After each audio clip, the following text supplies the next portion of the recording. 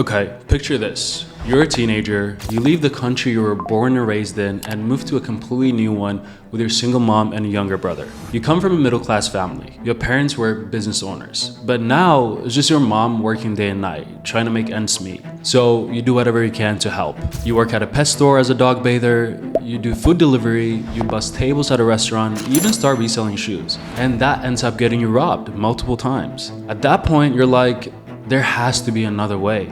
So you try working online, you try Amazon, you don't really understand it, so you quit. Then one day, you're sitting in class, struggling, not really knowing what you're doing with your life. And you see an ad from Shopify talking about dropshipping. And then you think, what do I actually have to lose?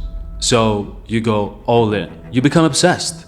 You start learning everything you can, you finally start the business, then a brand. And at just 18 years old, you go from making hourly wages to making millions of dollars out of nowhere. And what do you do next? You start buying everything you ever wanted. You buy your mom a car before you even turn 20.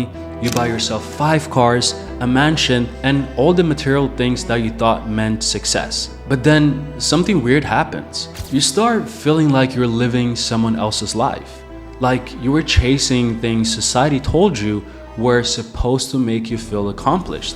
I always thought I wanted a mansion. And when I finally had one, I barely used 20% of the house. The excitement of the cars faded after a while too. And that's when the crisis hits. So I sell my business, I sell the house, I sell some of the cars, and I disappear. For the next 3 years, I travel. In the first year alone, I visit over 23 countries by myself, flying business class and staying in the most incredible hotels. Living a life from the outside probably looked crazy.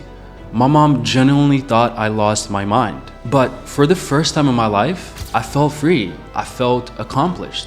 Not because of things, but because I was actually living. And after years of traveling and living in all these different places, I learned something very important. Sometimes it's okay not to follow the plan people have for you. You only get one life, so why would you ever choose to live it with regret? Along the way, I even met my now business partner, and together, we took a new e-commerce brand to over $1 million in less than a month. And the point of all of this is simple. Do what you want to do. Try everything.